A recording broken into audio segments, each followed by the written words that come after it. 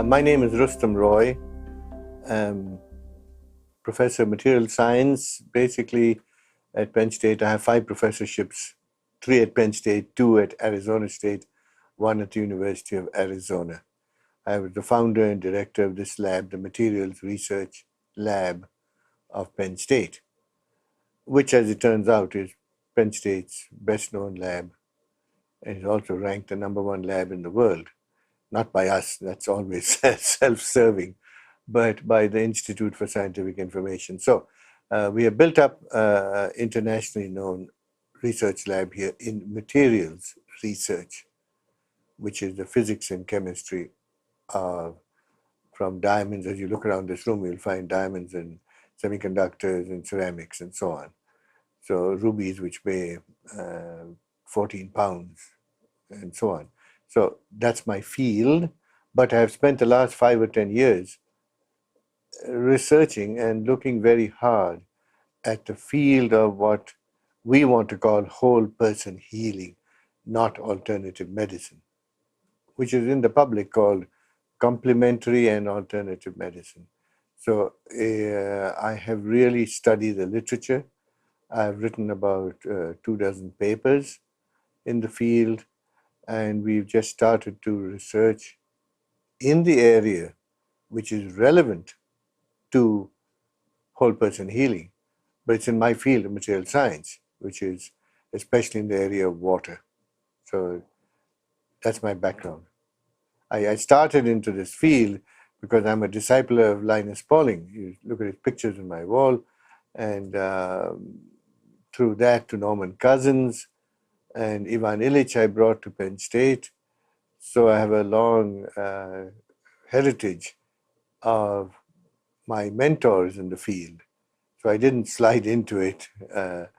And I'm a very active scientist right now. I continue to have $500,000 a year of research money in my field of materials research. So this is not an old-tired professor who suddenly, in his dotage, turned to this area.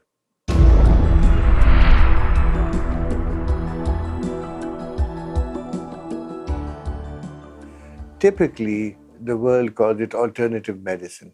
Well, that was a start, and it was thought to be we are going to the doctor and getting shots and so on, and can I do something else? So it was alternative. But pretty soon, it was clear it was not medicine. If you go to a massage practitioner or a Qigong master, there's no pills being handed out, no injections being given. So to call that medicine is misleading. Then came the term which the government coined, called complementary and alternative medicine, CAM, because they said, well, it's complementary to the system. And so that has become the kind of governmentalese usage, CAM, C-A-M. And it really is misleading and inaccurate. It misleads in suggesting that there's some master medicine system, which is the Western system, and everything else is complementary to it. Well, that's absurd. The others existed a lot longer and probably will way outlast the present Western system. Second is, it is not alternative, and it's so we want to abolish that. And we substitute the term whole person healing, because in Western medicine, they treat pretty much only the body. And they assume that a person is a body bag, and you throw in chemicals, you put it in by an injection, or you give them little pills, and that's the way you fix people up. It is such a gross error that any fool can see that a person is a body and a mind and a spirit. So the first parting of the ways between what we advocate and traditional Western medicine is that we are body, mind, and spirit. So that's the term whole person. That's what makes up a whole person. Then we much prefer the term healing, because that's what you want. You want to be healed, not even just cured. Healing is a much more comprehensive term. It pulls, you're made whole. That's the etymology of the word healing. And that's what everybody wants. It's not just curing, it's not just a medicine. So in some ways, this is an ideal term, whole person healing. Some say it's a little awkward, and we think integrative healing is not bad. It integrates. That doesn't mean one is complementary to anyone else. So integrative healing is a possible alternative. So let's start with the language.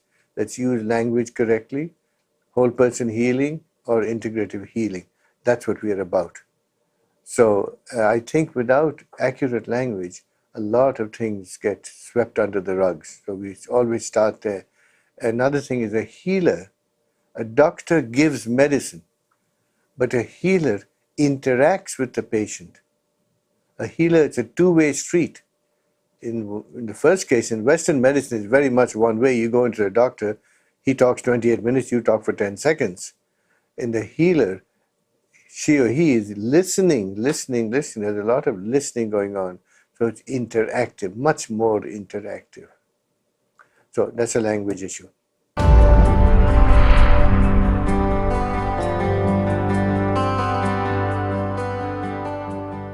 The second area in which one should start with is why is Western medicine called scientific? Well, this was a very clever move by the medical community in the 1950s to switch from being a service. Doctors were really beautiful human beings who really wanted to help people and go out and serve people. Well, science was riding high. First, science had cheated technology in America by claiming the credit for all the trains and planes and wonderful gizmos that we have, air conditioning, and who wants to be without all that, which had nothing to do with science. It had a lot to do with technology. But scientists could claim all the benefits. And then pretty soon the medics said, hey, let us do that. So we now label ourselves scientific medicine, not realizing by that they had signed their death warrant, because scientific means reductionist. Reduce everything to the simplest, abstract quantities, get away from real human beings and look at screens. So the service quality of American medicine, which was a wonderful thing. They sent missionaries all over the world. They sent people to American Indian reservations and really served the health of the people. That all disappeared, and it became about scientific, i.e. reductionist medicine. Well, the tragedy, as always happens, is the science was very poor. It has very little to do with science. What happens in medicine today is very tenuously related to science. Let me explain that in some detail. The main criterion by which a new medicine is approved by FDA is the so-called randomly controlled trials, in which they give a bunch of patients one kind of pill and the other one is the so-called placebo, and then they compare the effects and say, well, these guys did a little better, and so on. Well, in science, we never heard of such rubbish. If it doesn't work every time, Buster, it's not science. We believe in cause and effects. We believe in facts, not in explanations. We don't need to have theories. We need to have reproducible facts, reproducible facts, reproducible facts. That's all that counts in science.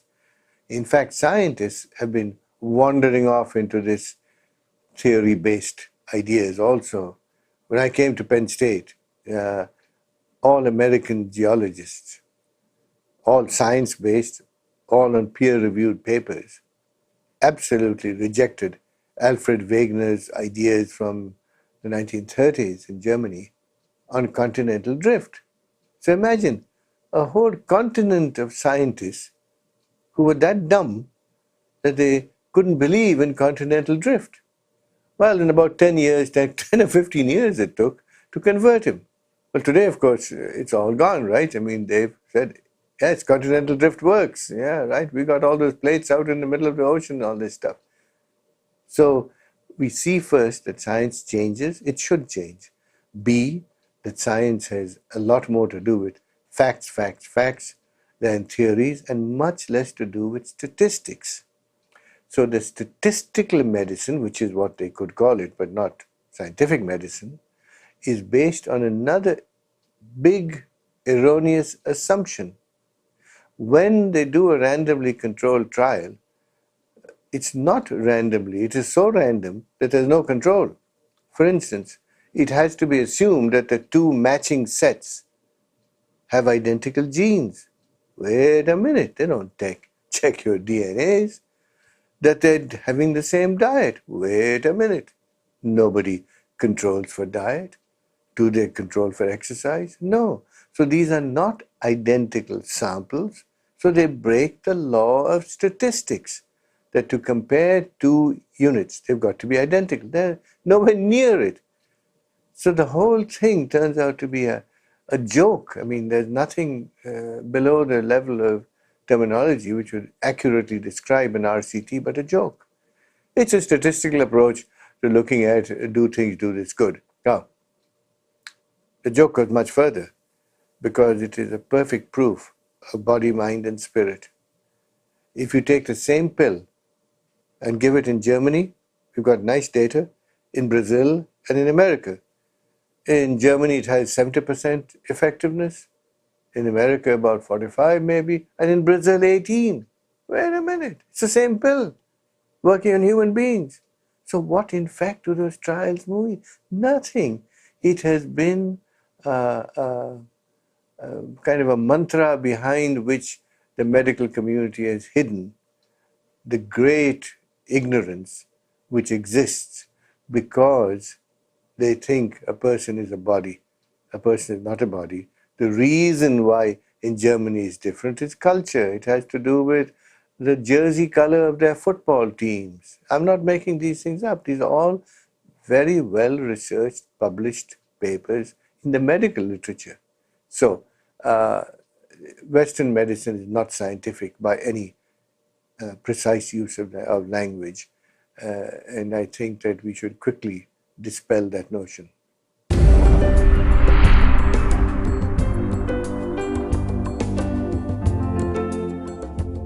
Now, another thing about the science and what a medical doctor thinks is science is about high school level science.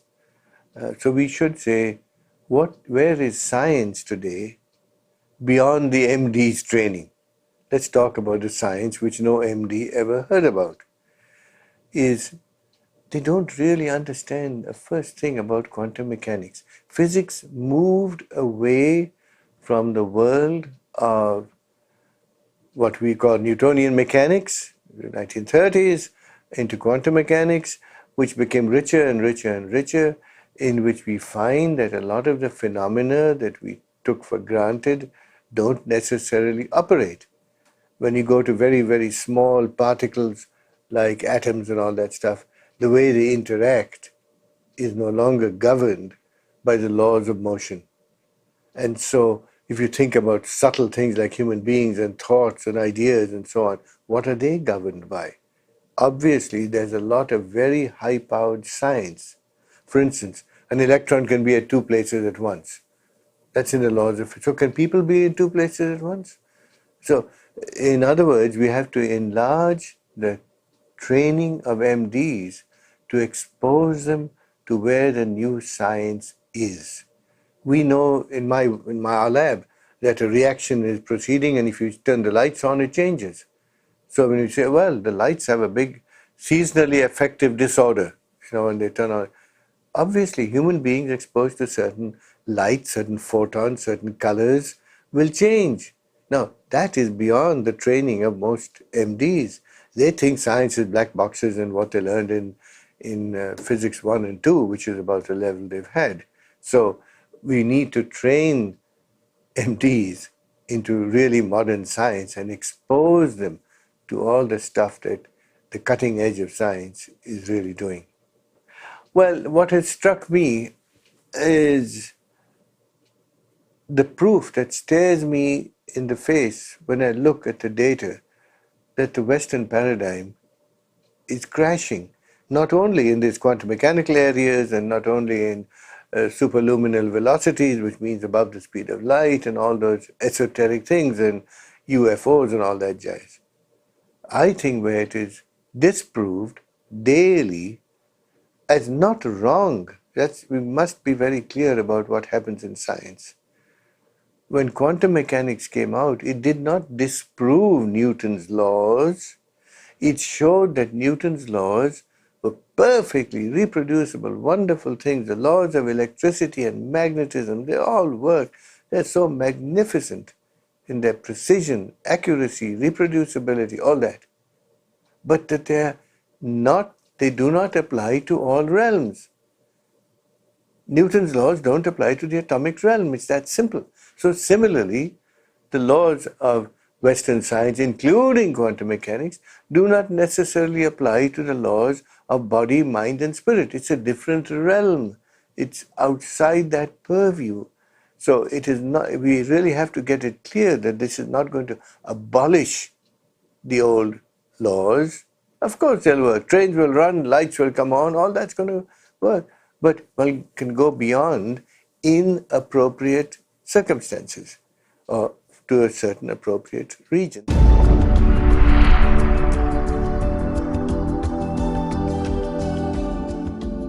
So we're looking at examples now, which I'll give you, where anybody can find that the laws of Western science are abrogated.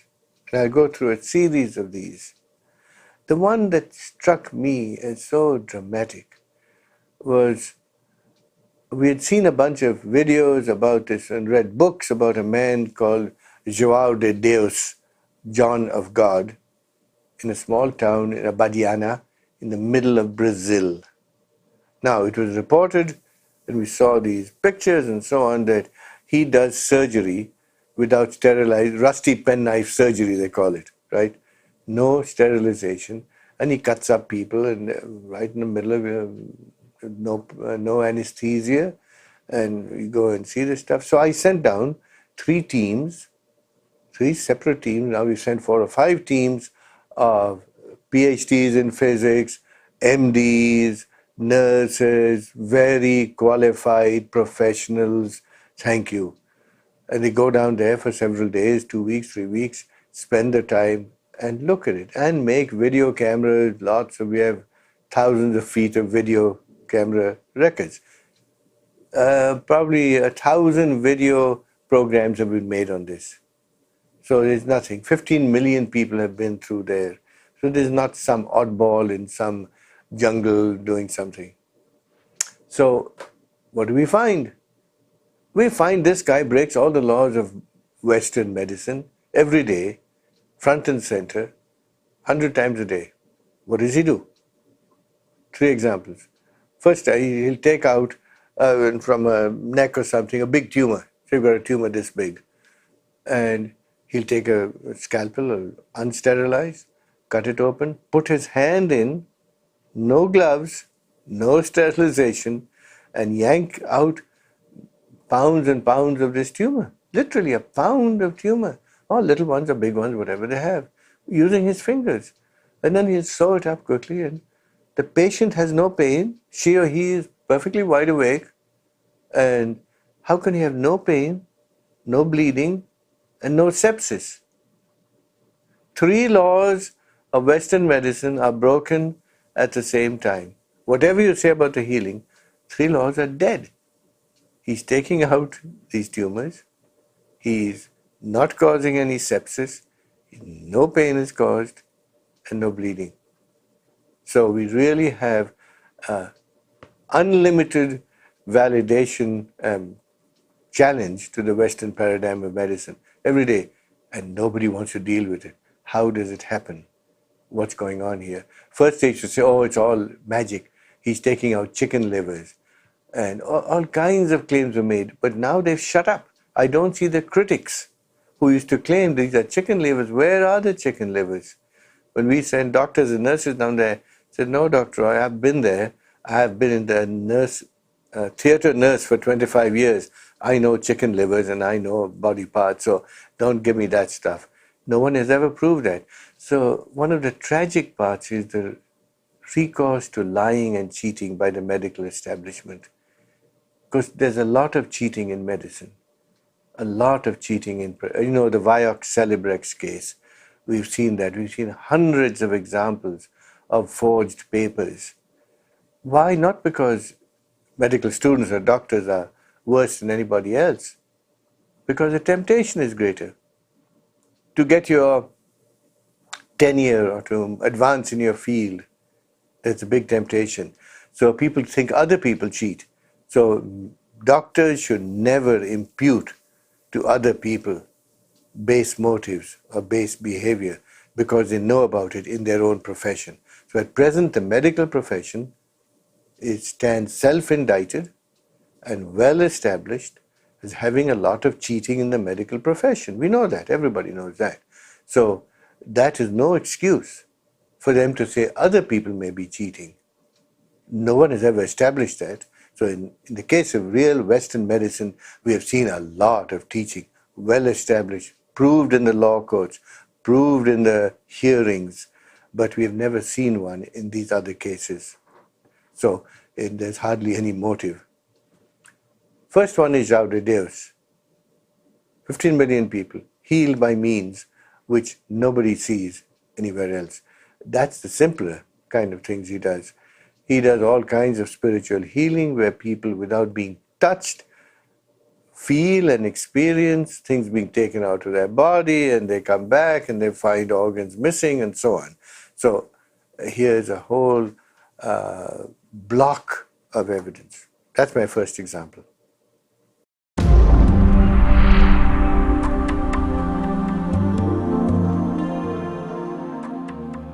Let me move to a different continent, right? That is in Brazil. And you could ask, why does that work there? And I think it works because the culture believes it is all to do with expectation. If you expect this can be done, it can happen. It is happening, it's not it can happen. So let's go to another one, the Chinese. Chinese Qigong, that's the right pronunciation, Qigong, it is pronounced Qigong, is an ancient science of, on the one hand, exercise, Tai Chi. That's the Chinese version of keeping yourself healthy by body motions. Then there are the forms of Qigong, which include acupuncture, poking needles into the Meridian system. And then there's the martial arts. So this is a whole system of the connection of body, mind, and spirit. You notice that. What is Qigong? Is there is a force of Qi, the force of the spirit. So that's the issue that Chinese medicine has developed. And we see practitioners of Chinese medicine all over the United States. I'm going to focus on a couple of people and two or three examples, which this is not in the wilds of China. This is in the United States of America. Every day, anytime, any part of the country. And why isn't it better known?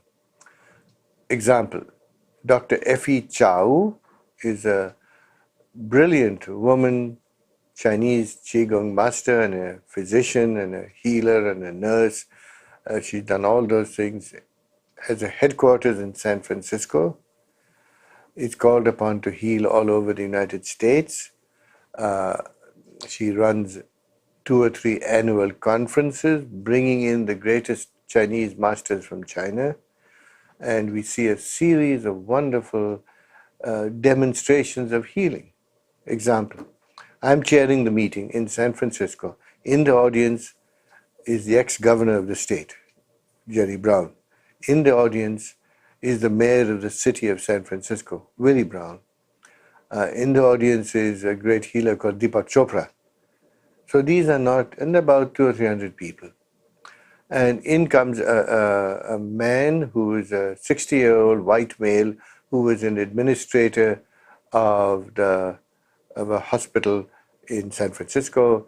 He had a stroke and he was wheelchair bound when he came in, and his body was going like this. Dystonorrhea it's called. That is, all his limbs were uncoordinated. he sits down and his caretaker is registering him for the conference. And during that time, Dr. Chow approaches him, and I'm standing less than 10 feet away. She does nothing. She talks to him, kind of pats his shoulders, and she appears to point towards him or something. And 2 minutes later, his body motions are stopped. And his caregiver looks at him and says, "What happened? Bill, what happened? Something happened." He said, "No." Hey, great, isn't this amazing? That body motion had been consistent for months and months and months. Without doing anything, in my presence, right in the thing, she stops his body motion. Well, he's still wheelchair bound, hasn't got up out of the chair, can't stand or dress himself or anything for several months now. And she takes him up in front of all these, say, 100 people around him, and make it short, she makes him walk. In 5 minutes, it's all videotaped with all these people present. He walks around the room and is able to stand, go sit down, and he finally dances around the circle with Dr. Chow. Within 15 minutes, she makes a person who's been wheelchair bound for years and months, totally wheelchair bound, do that in front. Now, what are we talking about? The same woman is called by Al Gore's campaign manager for the state of Indiana to the Indiana University Hospital in Indianapolis. It had 3 strokes, totally out of it, in a vegetative state. And the son, being activist, said, "Can you get Dr. Chow?" So we made arrangements for her to go. She spent a total of 12 days in and out in Indianapolis. At the end of the 12 days, a person who had been declared in a vegetative state by the best authorities in that major hospital was home playing with the grandchildren. Not totally really, but at that level of eating breakfast with the grandchildren. Now what is going on here? How come Western medicine has not been able to do this? Here's this Qigong master and she's able to do that. We've seen the same kind of Qigong masters do all kinds of similar demonstrations in these sessions. Now I want to turn to something which we did at Penn State. One of the most dramatic evidences for Americans is this one. I'd been told about these people who do this practice, Qigong. It is especially the followers of Dr. Yan Xin, one of the Qigong masters, slowly come into a state where they don't eat.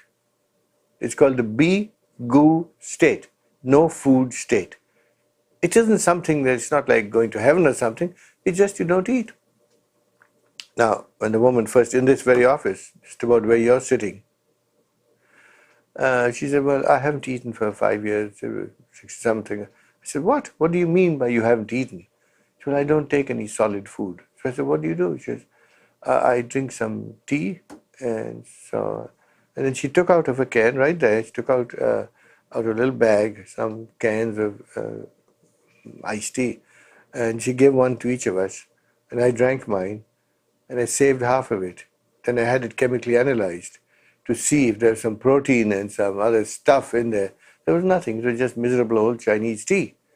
And so this woman drinks tea, and we have tried to maybe 100, 200 calories per day.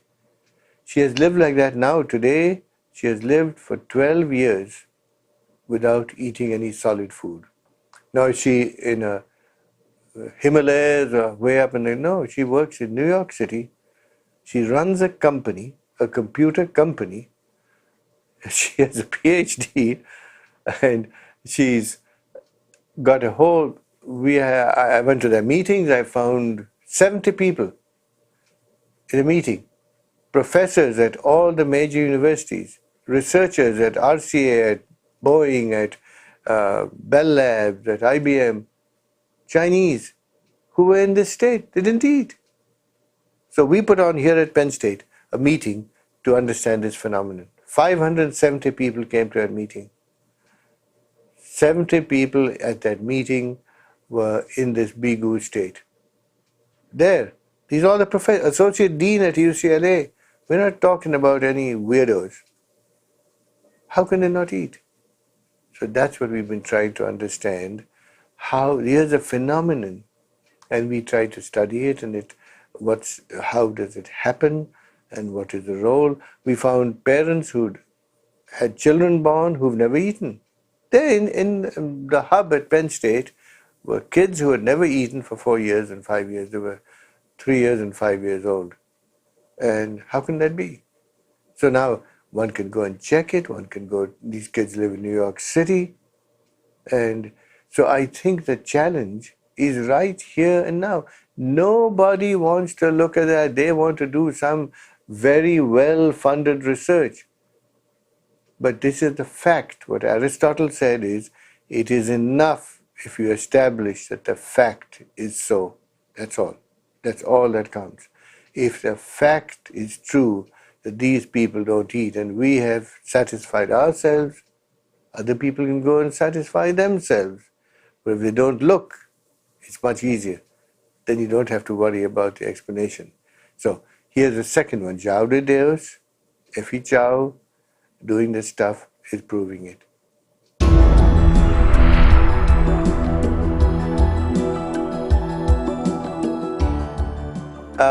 A third one is to say, if we take a high-tech tool, do we find that there's a reasonable explanation for what we may have missed, what Western science may have missed? I don't say Western medicine now, because you can't make any sense of that. But Western science has missed. Okay, example, the Meridian system. It is claimed, the Chinese claim, that there's some meridians running through your body, and all these things run, and they're acupoints and all this stuff. And everybody said, hey, we've cut up so many people, we never found a meridian, so these guys are kooks. Well, when President Nixon went to China, Scotty Reston, the editor of the New York Times, went along. He had an appendix attack. He was taken to the hospital. They cut him open, but they didn't give him anesthesia. They just poked him with a needle. So when he came back, he wrote that in the New York Times, and that's what acupuncture was born in the US. Not because any medical science proved it, but because one newspaper story in the New York Times about its own editor said, hey, if that can be true, what else may be right? So acupuncture is real now, so we said, can we check it? At the University of California in Irvine, Professor Jones, Professor Chow said, let's see if we can prove that there are acupoints. And they did a very interesting experiment. They wire you up, put you in an MRI machine, and they say, okay, if we shine a light in your eyes, the cerebral cortex lights up. So, all right, they did that, it lit up. Then they said to the acupuncturist, where is the acupoint for the visual cortex? And he said, oh, it's down here on your right foot and the second toe inside. He said, my God, that's weird.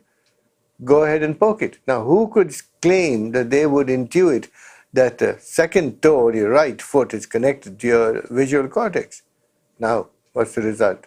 We use this very high-tech check on a claim by the Chinese, and they go and poke that acupoint, and it lights up. So now the people are stunned. They said, holy cow, how could the Chinese have figured out that this acupoint actually is connected to the visual cortex? It's proved now. There's no shadow of doubt. So the question is, here we were accusing the Chinese of not knowing what they're doing. Now it turns out we don't know what they're doing. We had missed the entire meridian system, whatever that is. The chakras in Indian terminology, the meridians in Chinese terminology. And so a whole lot of science. The good news is that whole person healing, using all the techniques of the world, is going to give us many, many more avenues to get healed. So it's a wonderful new, so we've checked it with high tech, we've checked it with facts, and we are seeing over and over again that the traditional healing practices are backed by excellent science. What do I mean by science? Facts, facts, facts. Reproducible facts. To assume that our great-grandparents were idiots compared to some rock-crazed generation is nonsense. They were not idiots. They did not do things beating themselves over the head. They found that if they took this leaf, it worked for headache. Or they took that leaf, it worked for malaria. And out of those came the two biggest discoveries in medicine. What are they? They are, for the pain, was aspirin. And they are the bark of the cinchona thing to give us quinine for malaria. So these things were all discovered empirically, but empiricism is science. That is the base of science. Fact, fact, fact, reproduce, reproduce, reproduce. That's the only thing that counts. And that's what our ancestors had time to do. So the basis of all traditional medicine is perfectly scientific, although rather simple. It's simple science that doesn't make it worse. You know, kicking a ball is also validating the laws of motion, and that's very important science.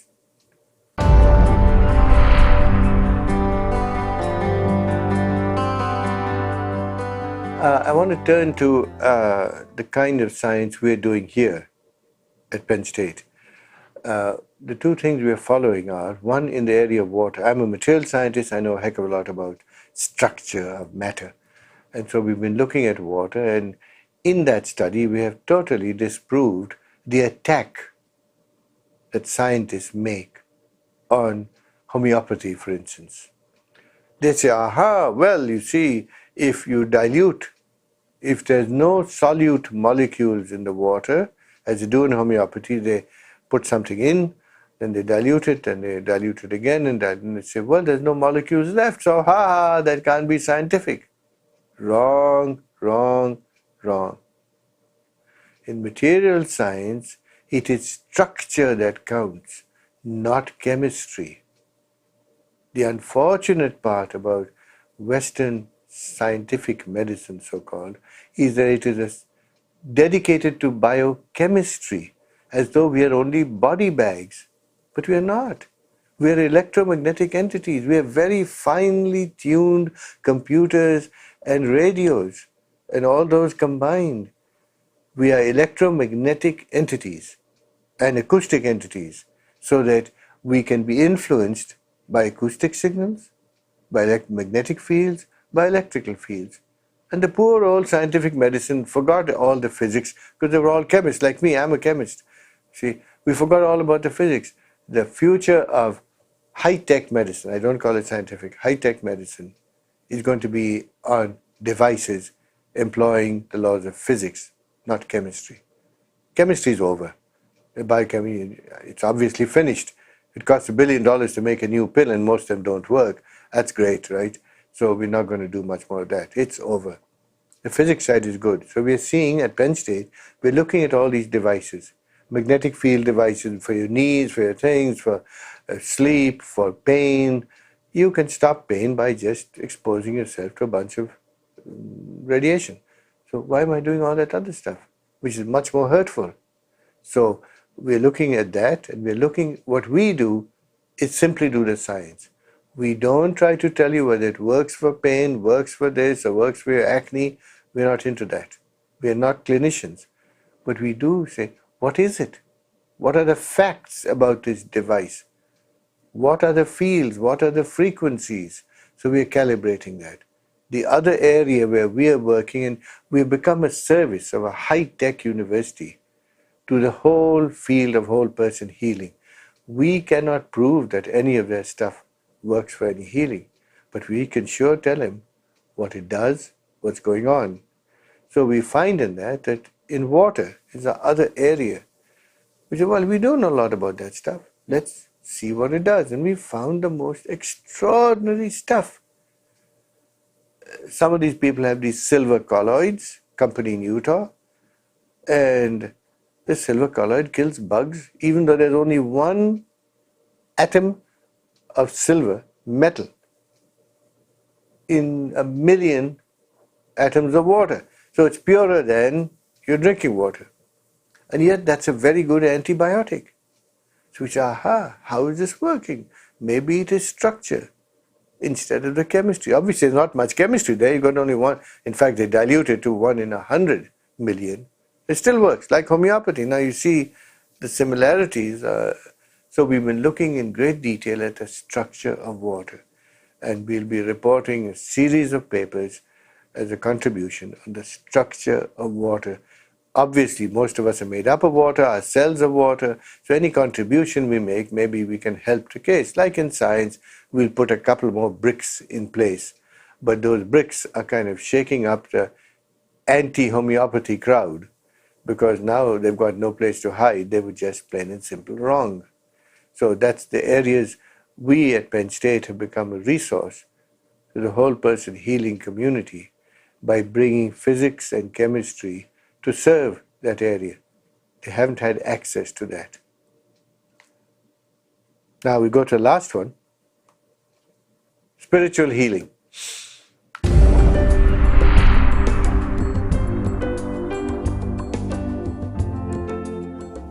Well, spiritual healing has been going on for millions of years, where shamans and witch doctors, whatever you want to call them, went around and healed people without touching them. So what do I mean by spiritual healing? There's no contact, there's no radiation, there's no water, there's nothing. It's distant, and it is usually instantaneous, often instantaneous. How the dickens can that happen? So we were looking at that. And we found first that there's hundreds, thousands of research papers written. Forget the empirical fact. People have been healed. They're not stupid. They go to the shaman because he does the healing. But in this country, Mary Baker Eddy, Florence Nightingale, the most important healers in Europe and in America, never been recognized and kind of despised. And the archives of the United States took out all the records of Mary Baker Eddy's healings, and they had to restore them. They didn't even want to write about it. They thought it was so stupid. But now it's turning out, it wasn't so stupid, and we had cheated. Again, the cheating. Archivists of the United States admitted to the fact that generations ago, the archives of the United States took out every reference. Why? The fact, even if she could have been wrong, but you record it. An archive is the truth. William James, the great philosopher, great American philosopher, Harvard professor, he was very interested in spiritism. In the completed works of William James from Harvard University, they dropped all reference to it. This was a third of his life, a third of his work. They took it out. So now, who is cheating here? What are they afraid of? So there is, in a sense, a deathly fear of the spiritual dimension. Why? In the Bible, Jesus talks about healing. There's a lot of healing in the Bible. Jesus heals people. The disciples heal people. All through every religious tradition, there has been spiritual healing going on. It's a tremendous challenge to everybody. So now, most of the Western world, since the so-called Enlightenment, which could be called a diminishment, because it reduced people into bodies only, since then people said this can't work, so we just ignore it. But now it's made a big comeback. We have practices, we have groups meeting, we have this German group of 6,500 German-speaking physicians in Europe banded together to do spiritual healing because they see it working. They're not idiots, they're in their practices and they're doing spiritual healing, encouraging their patients to do this. We're seeing this research cadre, Dr. Larry Dossey, editor of a journal, turning out books upon books with the research and saying, look, here it is, you can do with it what you want. So the re-emergence of the power of spiritual healing is the biggest single hope, not only a challenge to medicine, it is the biggest single adjunct to healing that we are likely to see. So there's a lot of learning there, and I look at that as an enormously hopeful thing for real healing to take place. Now, that does not mean that there's no place for all the great stuff that we've done in Western medicine. If you have a strong insult, something breaking bone in a car accident, don't go looking for Chinese herbs. That's what Andrew Weil says. Don't go to the emergency room if you can get in. But that's what Western medicine is very good for strong attacks, strong fevers, broken bones, something terrible. It's marvelous, and it's pretty much engineering. It's our business. Surgery has nothing to do with medicine. Nothing. It's pure engineering, and it's exquisite, and it's wonderful. So, enormous advantages which Western medicine has brought. So those must be attached to all the stuff which spiritual healing can do, free. And the most important thing that spiritual healing can do is to deal with reality. Humans are going to die. They're not going to live forever. Therefore, we should have a good death. Dying is the key issue for saving American medicine. If we could teach people to, like their grandparents and their great-grandparents and history, all, you have to prepare to die. Prepare to die. It's the art of dying. Ars moriendi. What is the art of dying? How should you get ready for dying? About 25 to 30% of the total cost of Medicare and all the medical system is for the last 3 months of life. And if we just learned to go into palliative care and go into a hospice, you'd save a bundle and you would die much happier and better. Not isolated in an intensive care unit, but with your loved ones, with your kids and family, and singing hymns and doing all this good stuff. And just the other day, a woman said, she's 93, I want to die with my grandchildren feeding me lemon jello. Instead, they put her in the IC unit and spent $342,000 in 28 days. And she wanted to die with the jello. Now, that's unfortunate. If that is modern medicine, then obviously the public is choosing to go the other way, is to go back to whole person healing.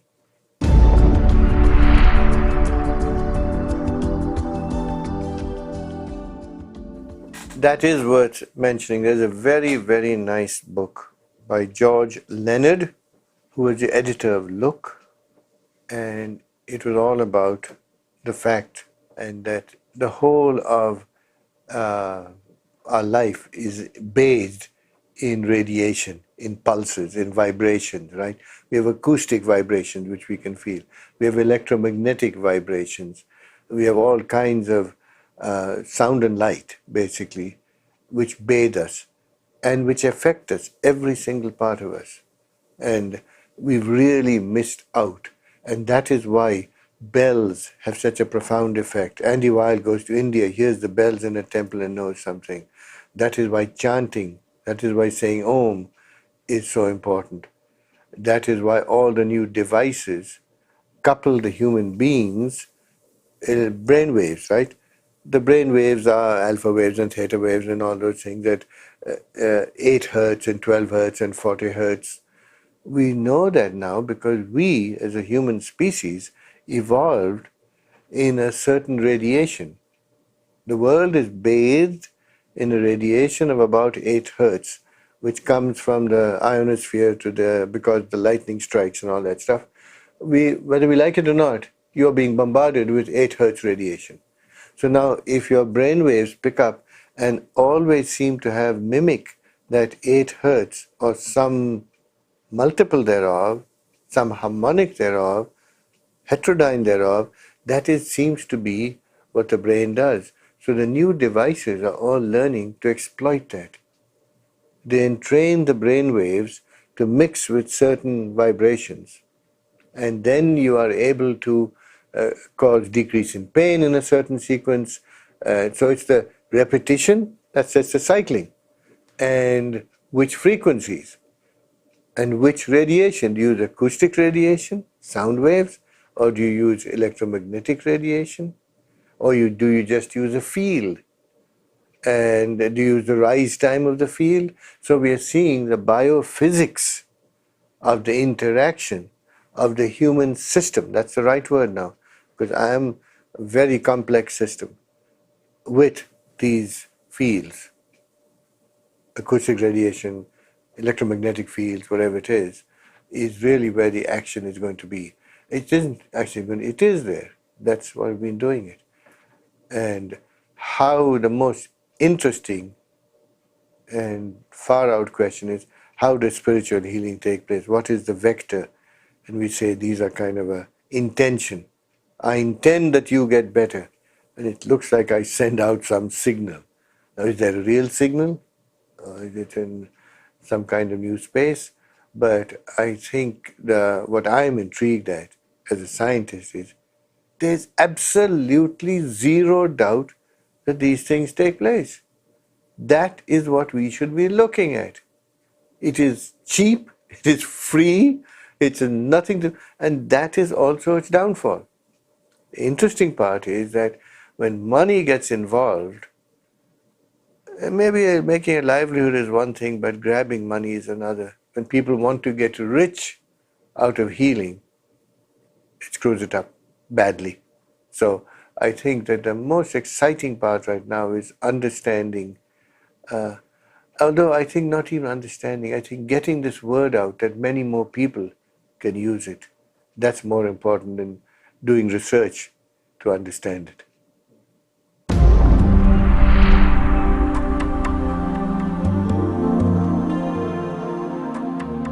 But that's it. I see that's the subjective knowledge is much more valuable. I want, Hippocrates said, it is more to the doctors.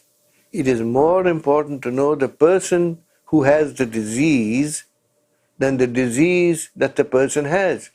We try to study the bejabbers out of the disease. XYZ test, $100,000 on testing. Literally, on testing, before we do anything. Hippocrates says, don't listen to the person. Tell me your story. How's your wife doing? Do the kids give you a hard time? What's your neighbor saying? All those factors shape your bodily responses too. So Hippocrates was very wise, and we should spend much more time on the whole person.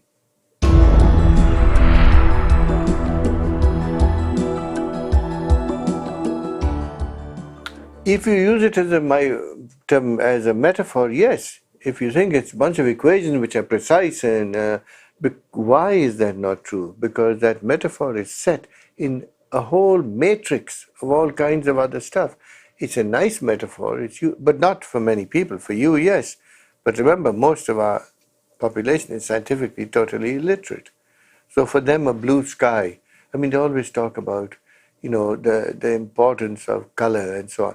And many people associate color with certain things. And the associative power of color is very, very profound. These studies about placebo effects. Italian soccer team is yellow. I don't know which color it is, yellow or blue, whatever it is. But so they're a powerful team, right? Big national. So in Italy, they don't put Viagra in blue tablets. They put in yellow tablets. I'm not making these things up, right? Why? Association, you see. So their associations are not with scientific language, they're metaphors. They are with color. They are with simple things. Well, for the US, it's the flag and stuff like that. So I bet if you put something into a flag color, it'll do some good. So,